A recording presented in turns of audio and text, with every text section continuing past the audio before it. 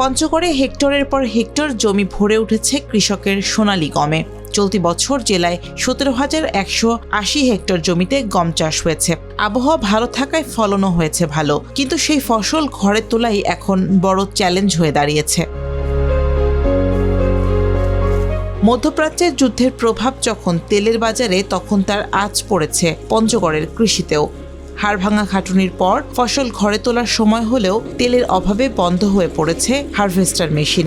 একই সঙ্গে তৈরি হয়েছে শ্রমিক সংকটও, যাতে প্রতি বিঘা জমিতে 3 থেকে 4,000 টাকা বাড়তি খরচ করেও হারভেস্টারের জন্য সিরিয়াল পাচ্ছেন না চাষিরা। তেলের কারণে গম মারতে পারছি না, কৃষক মজুরিও পাওয়া যাচ্ছে না। তেলের কারণে বাইরে থেকে গাড়িগুলো আসতেছে না। আমাদের এলাকায় তো হারভেস্টার নাই, আমরা বাইরে থেকে ভোলা থেকে গাড়ি হারভেস্টার নিয়ে আসি ভাড়া করে চুক্তি হিসেবে, শতক হিসেবে।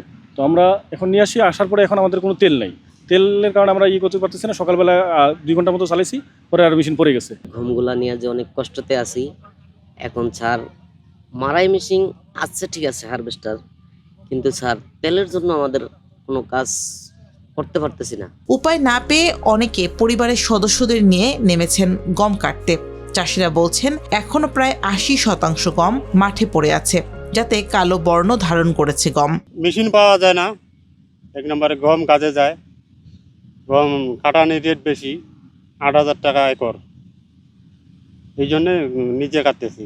গমের দাম নাই, এখন মুসিবত পড়ে গেছি। এই হচ্ছে সমস্যা, তেলের সংকট। তেল নাই, গাড়ি নাই, গাড়ি আছে যদি তেল নাই, এই সংকট পড়ে গেছি। সাম্প্রতিক ঝড় বৃষ্টিতে মাঠে লুটিয়ে পড়েছে কয়েক হাজার হেক্টর জমির গম। সময় মতো কাটতে না পারায় অনেক মাঠেই গজাতে শুরু করেছে গাছ, যা ক্ষতির মাত্রা আরো বাড়িয়ে দিচ্ছে। আমার গম খেতে গাজে গেছে, এখন তেল বকরে আমরা গম কাটতে পারতেছি না। গম বাতাসে সব গম মাটিতে পড়ে গেছে। গম খেতে গাজে যাচ্ছে। ওই যে ক্যারেং গাড়িগুলো আছে গম কাটার জন্য, ওরা তেল পাচ্ছে না।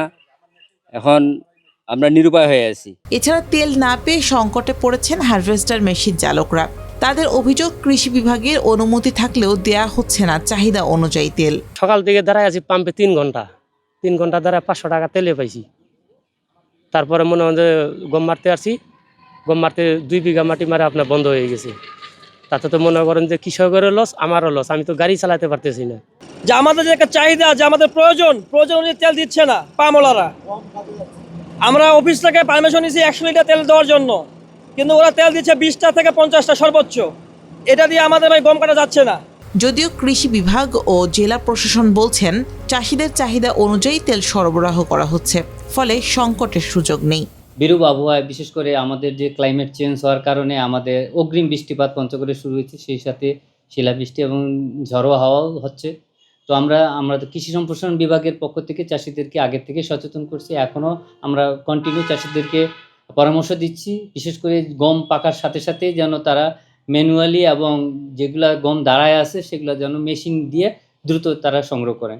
এখন পর্যন্ত আমাদের 30 থেকে 40% জমিতে আমাদের হারভেস্ট হয়ে গেছে। আশা করা যাচ্ছে 1 সপ্তাহের মধ্যে আমাদের পুরো গম হারভেস্ট করা যাবে। কৃষির ক্ষেত্রে তথা সেচ পাম্প, হারভেস্টার এবং আমাদের পঞ্চগড়ের জন্য বিশেষভাবে চা প্লাকিং মেশিনের ক্ষেত্রে সর্বোচ্চ সতর্কতার সাথে নজরদারি করা হচ্ছে এবং জ্বালানি তেল সরবরাহ করা হচ্ছে। কৃষি অফিসারের প্রত্যয়নের ভিত্তিতে তাদের চাহিদা নিরূপণ করে চাহিদা অনুযায়ী জ্বালানি সরবরাহ করা হচ্ছে। এই বিষয়ে কোনো সমস্যা নেই। চলতি বছর জেলায় গম উৎপাদনের লক্ষ্যমাত্রা ধরা হয়েছে 76,154 টন।